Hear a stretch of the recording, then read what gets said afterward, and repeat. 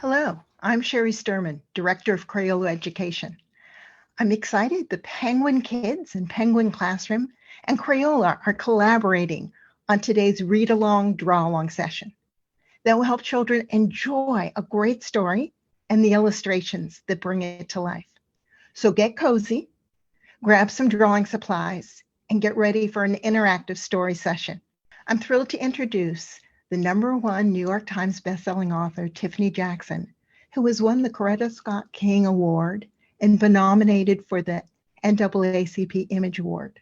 And I'm excited to introduce artist and illustrator Reggie Brown, who is passionate about helping kids see themselves reflected in the stories they read. Together, they'll share their new book, Santa in the City, which addresses many of the questions our young viewers have top of mind during this holiday season. Tiffany, you studied film in college and had more than a decade of experience in television and film production before becoming a children's book author. Tell us about your journey from TV producer to full-time writer. I wanted to be a writer since I was 4 years old. I used to trace letters in my room, and I realized that if I put those letters together, I could spell a word. And I knew right away that I wanted to be an author. I went to school for film and television.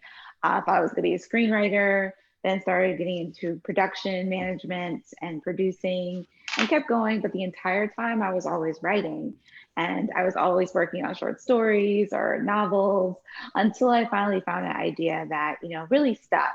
And then I found an agent and kept on writing. And it's been an amazing journey to be a full-time author now, because this has been my childhood dream forever. Reggie, you had illustrated books with all sorts of themes and characters, from superheroes to science fiction and fantasy.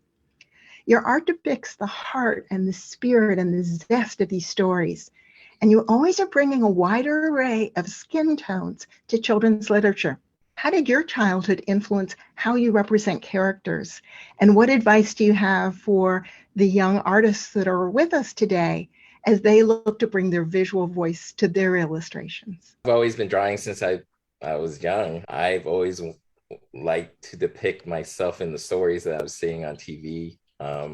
Or in the comic. And that's really what got me started in illustration. And hopefully, it gets out there and more children of color see themselves in these books. Reggie, Santa in the City illustrates the homes where many children live, in tall skyscrapers, without chimneys, and in apartments that might not have fireplaces.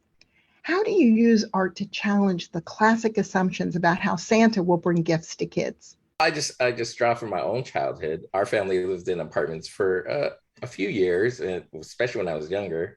And so we didn't have a chimney or a fireplace. So I just kind of thought about, how I could depict that in the artwork, drawing Deja's world and, her point of views and what her mom was explaining to her about Santa and how he gets presents to the kids who live in these apartments. Wonderful. And Tiffany, your story addresses many big ideas that are on kids' mind in the holiday season, from how Santa can be in so many places at once and might he accidentally deliver presents to the wrong house, and how will he find me? Those questions are a child's lens on this bigger idea of being seen and being known. Please tell us about the overarching big ideas that you want readers to think about as they read this story and questions linger in their minds. When I was growing up, I read a lot of books about Santa. I love Christmas. And in a lot of the books, I never saw homes that looked like mine. I grew up in apartment buildings throughout my entire childhood.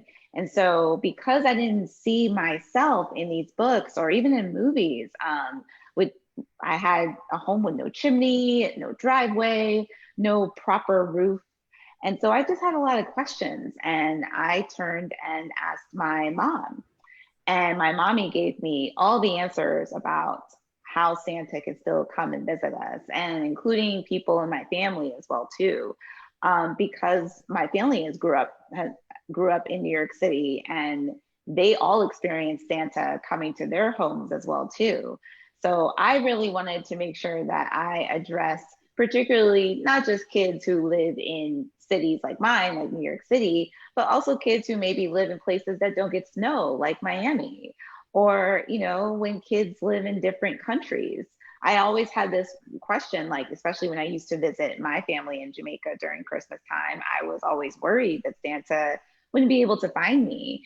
And, my grandmother said, she would send a postcard to Santa to make sure that, he knew where I was at all times. So I really love the fact that adults, our mommies and daddies and grandmas and grandpas, all take care of how they communicate to Santa to make sure that kids get their presents. That's great. Both of you really reflected on some important parts from your childhood that come through this story. So now you've whet our appetite for the book. Tiffany, would you please read Santa in the City? So this is Santa in the City by myself, Tiffany D. Jackson, illustrated by Mr. Reggie Brown. Santa in the City. Every year, Deja counted out the days, hours, minutes, seconds until Christmas. But some kids at her school didn't believe in Santa like she did. If there's a Santa, how does he get into your apartment when there's no chimney? Deshawn asked. That sleigh can't fit nowhere and reindeer can't fly. And no one can live up at the North Pole, Carmen said. Face it, Deja, there is no Santa. Even if there was, he never visited us in the city. That night, Mommy found Deja in her room crying. What's wrong, Deja? Mommy, tell me the truth. Is there really a Santa Claus? Of course there is, baby girl. But how does Santa get inside our house if we don't have a chimney? Mommy smiled. Deja, magic always finds a way. Come, let me show you. She took Deja down to the first floor, where Mr. Clark was painting the front door. She pointed to the big keychain hanging on his tool belt. Santa's got a special keychain like our super, Mr. Clark. His key is magic and opens up all the apartments in the entire world. Oh, Deja said, makes sense. Okay, but where does he park his sleigh? There are no free parking spots on our block at night, and ain't none of them big enough for 9 reindeers. Mommy laughed. He parks on the roof just like he does at everyone else's house. She took Deja by the hand and led her up to the top floor, pointing to the roof door. See, Mommy said, Santa comes in through here. She showed Deja where Santa parked his sleigh and the old pigeon feeder Mr. Clark used to give the reindeer a snack. Oh, Deja said, makes sense. Satisfied, Deja took the stairs back down to her apartment. As Mommy tucked her into bed and read her favorite Christmas book, Deja smiled. Deshawn and Carmen were wrong. Santa did come to their city. But the next morning, as Deja left for a day of Christmas shopping with Mommy, she couldn't help noticing how different her neighborhood looked from the ones in her book. The buildings on her block didn't seem ready for Christmas. She tugged on Mommy's coat. If we can't decorate our building, how will Santa find us?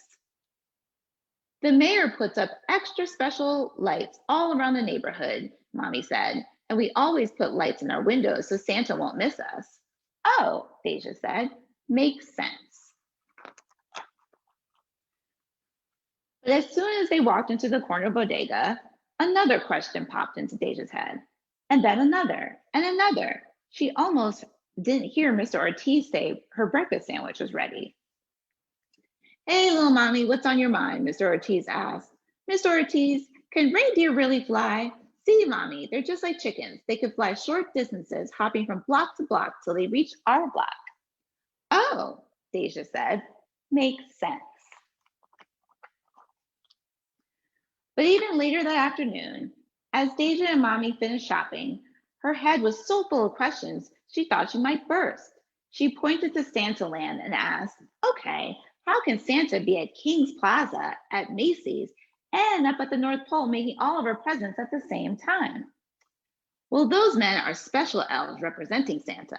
They listen to all the wishes of the little kids around the world, then report back to the big boss, old Saint Nick. Oh, Deja said, makes sense. The next day was Christmas Eve, and Deja's entire family gathered at her auntie's house, where they had a big feast. She played games with her cousins and danced with her uncles like she did every year, but it was hard to enjoy herself like she used to. She still had so many questions about Santa, and luckily, there were lots of people around to ask. Uncle Ronnie, how can Santa live up at the North Pole? It's really cold up there, Deja asked. Well, Santa works in tunnels underground like the subway, where it's much warmer. Plus, he drinks plenty of cocoa. Oh, Deja said, makes sense. What about we visit Grandma and Pop in Jamaica? We're in a whole other country. How does he find us there? Oh, that's easy, Auntie Casey said. Your mommy sends him a postcard to tell him where we'll all be. Oh, Deja said, makes sense. Back at home, Deja left milk and cookies for Santa, but her head was still swirled with questions. Like, where do other kids put their stockings if they don't have a fireplace? Or how does Santa make it to all the cities in one night? Or has he ever delivered presents to the wrong house like the mailman does sometimes? Doesn't Santa's tummy hurt after eating all the cookies everyone leaves him, Mommy? She asked Mommy. Santa doesn't eat all the cookies, Mommy said. He eats some, but has a magic sack so he could put the rest in so he could share with the elves when he gets back to the North Pole. I've even packed them up for him. You mean you met Santa? Yep, he asked grown-ups to help since he has lots of stops to make in one night. Oh, she said, that gave Deja an idea. After Mommy tucked her into bed, Deja only pretended to go to sleep because there was only one person who could answer all her questions, Santa himself. She waited until Mommy was asleep before sneaking out into the living room, but she just couldn't stay awake. She didn't hear Santa park his sleigh on the roof, or see him come down the steps, or use his magic key to open the door, or leave out the toys she asked the special elves for.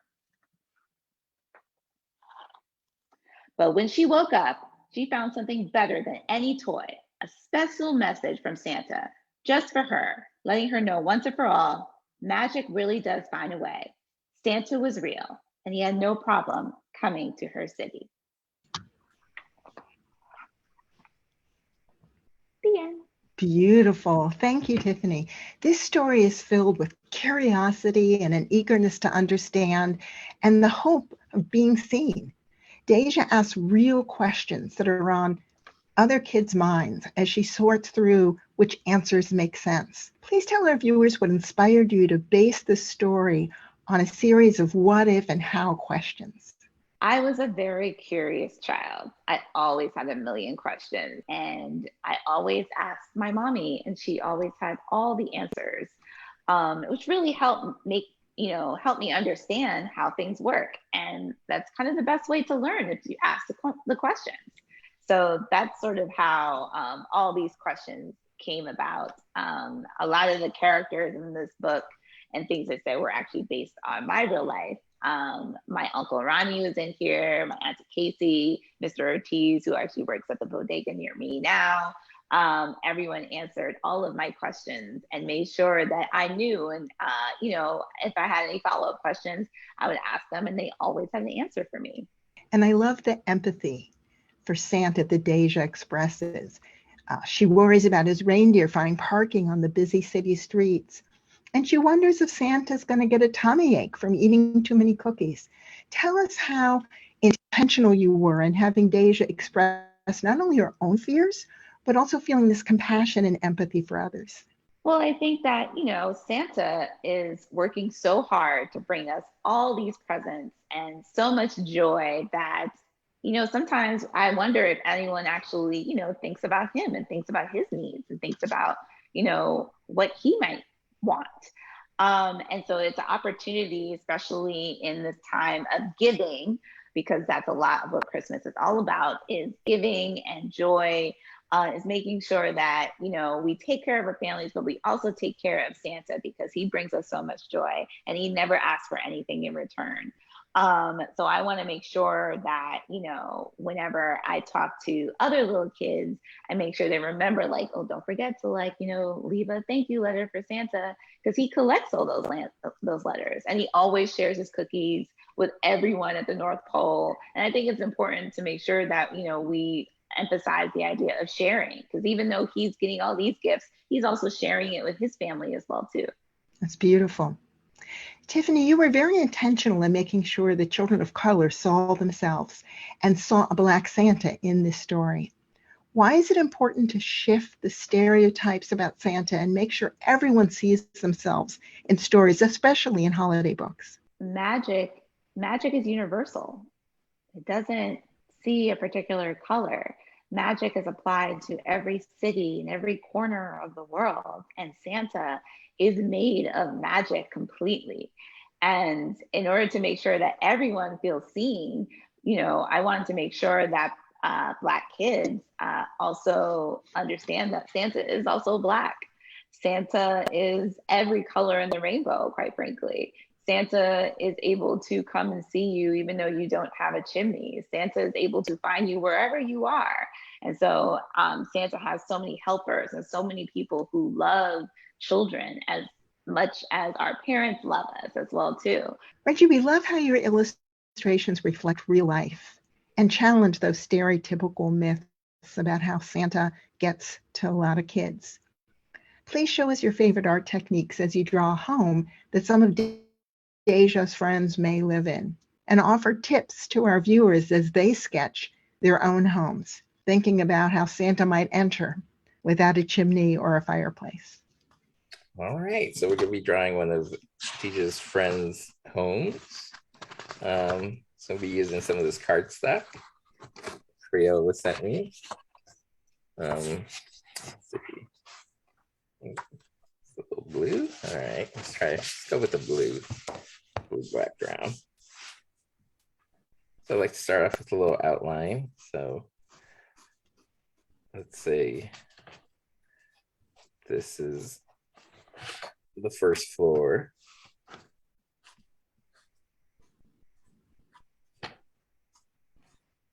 So you just kind of make a little rectangle. Yeah.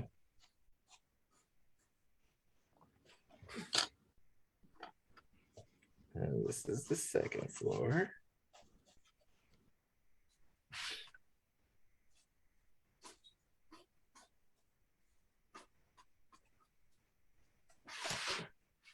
So the bodega would be down here on the first floor. So we'll just give it a little door. It usually has windows.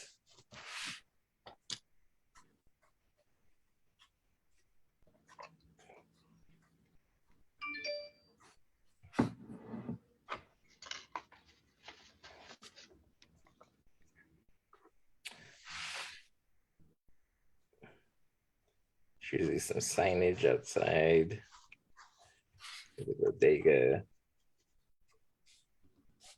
There's a little awning.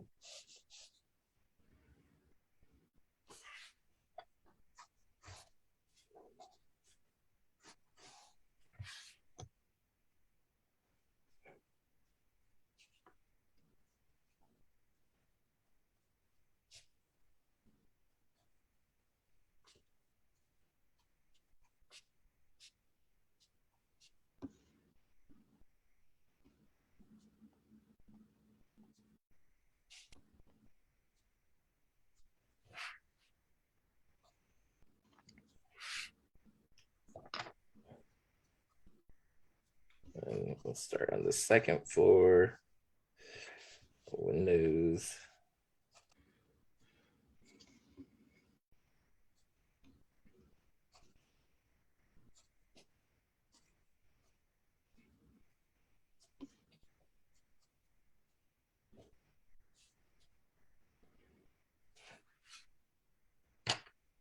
Give it a little roof.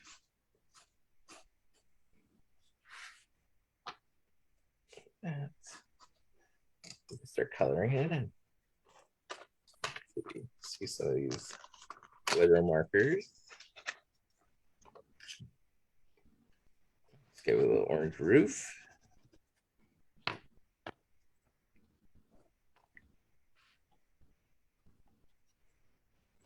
Windows.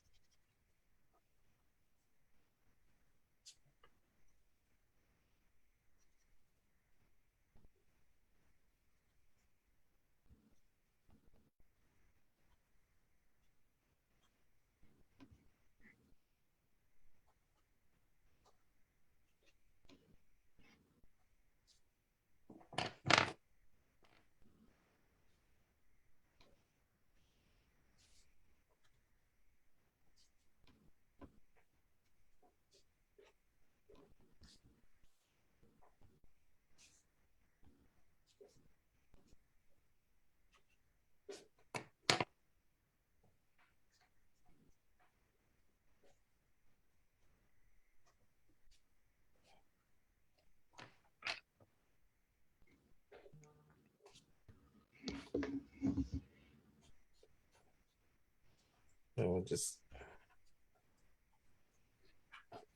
fill in the downstairs.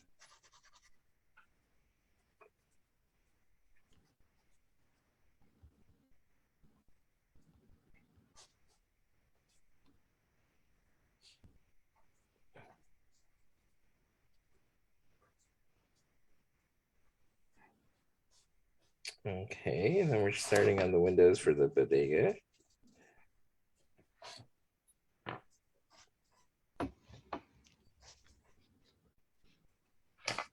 There's usually, for the holiday season, most people like to put lights out, you know. So you can add some string lights. You start like this. These little electrical cords.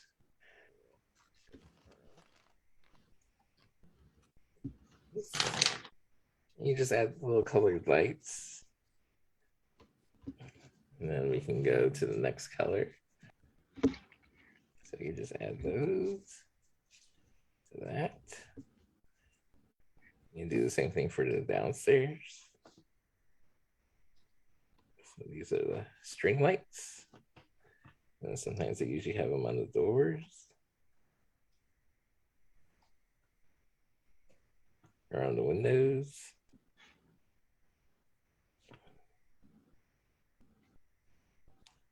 It's kind of do the same thing.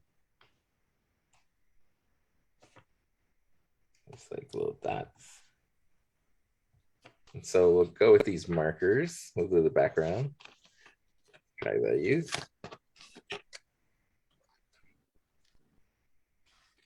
Or metallic markers.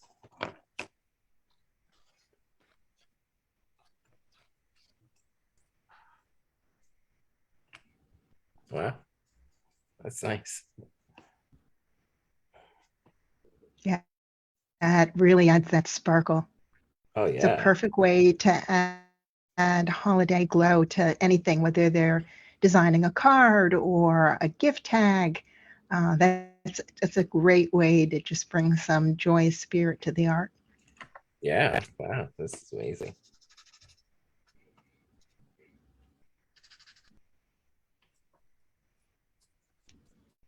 I'm just coloring some more, just filling this in. I love the way you're layering the colors and the textures. That's a really great art technique for the kids. You've got like those lines that show maybe some brick or some stucco texture and then an overlay of another color. Really, really great art technique. Thank you. Yeah, I just like to just have, just a lot of different textures displayed in my work. As Reggie is drawing this wintry home and decorating it for the holiday season, it's time for you to draw. Grab some colored pencils, markers, maybe you have those special glittery markers or those specialty crayons, and some paper. Sketch either your home or a friend's home or something you observed, like an apartment above a shop. And think about how Santa will enter this special space. After this session, you'll have plenty of time to finish your sketches and share them in the comment section of this video. We're excited to see homes and the holiday magic that you've drawn.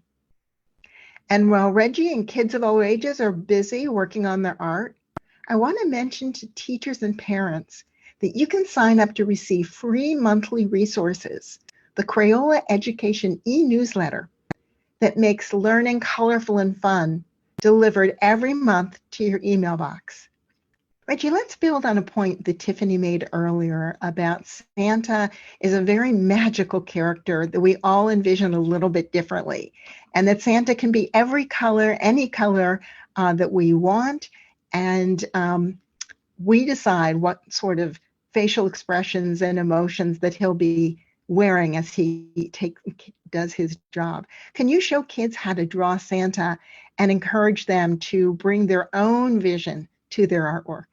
Well, I'm going to draw Santa the way I envision Santa. So I usually like to start off just like a light sketch. I usually like to draw a circle. And this is kind of, we call this head construction in art. So this is head. This is the dividing lines for his head and his brow. And then we'll draw the lower half of his face.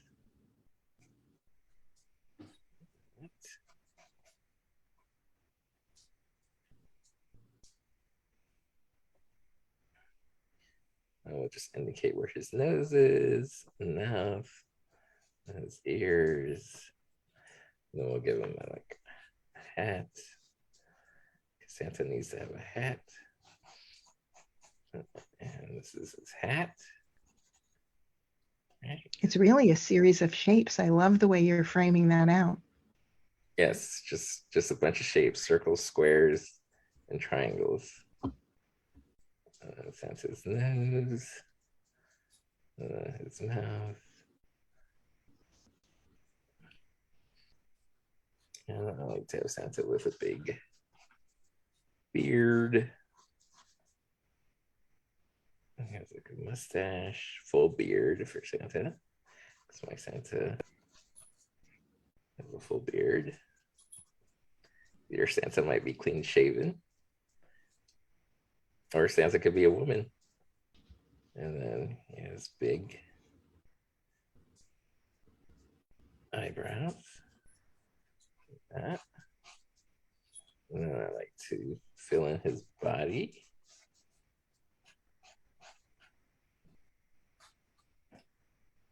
And then give him to draw his hand. And then he'll be holding like a big sack of presents. Let's talk about that. Oh, we see some nice cuffs coming on there. Yeah, there's little cuffs. And then have some of these. So you start adding color to Santa's form.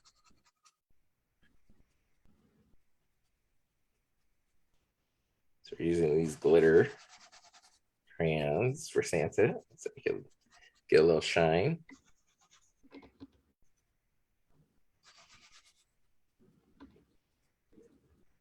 Santa is magical, so let's just give him a little glitter, a little pop of glitter. I loved when Tiffany talked about traveling to Jamaica for the holidays, and I wonder if it gave me an image of maybe he'd wear less of a wintry outfit down there and look a little more summery dressed. Big, what are those called? Those floral shirts that have short sleeves, right? Yeah, maybe wear short sleeves. When it's in different climates. You don't want him to get too hot. Jaden's got a lot of work to do that night. Yep, he's very busy. Some almond for his face.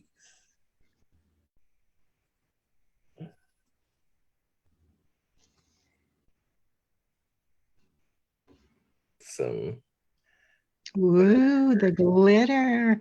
Glitter markers are so dynamic. try some.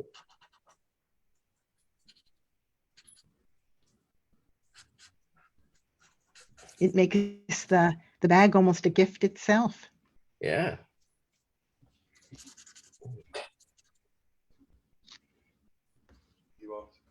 Shiny.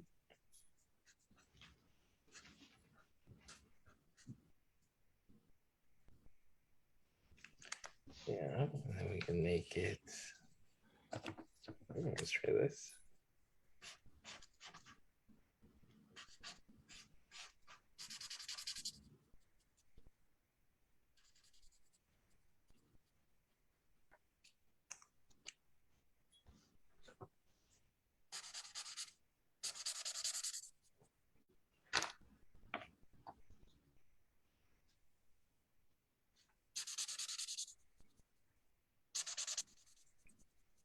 I love that. Lots of glittery colors and gifts tucked inside that bag. Yeah.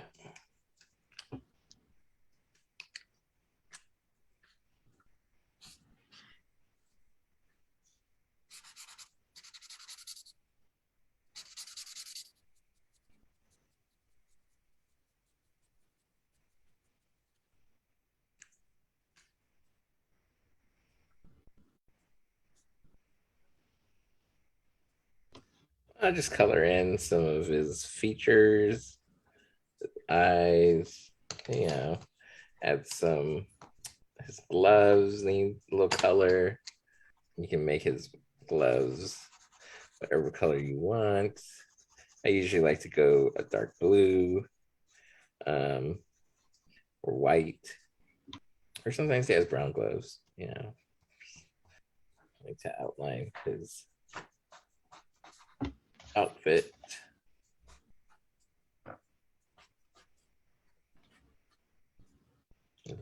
You know, metallic belt buckle. And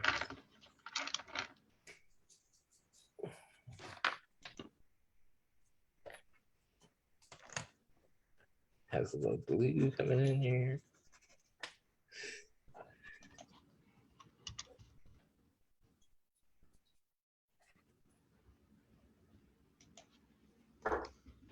You know, coloring Santa should be fun.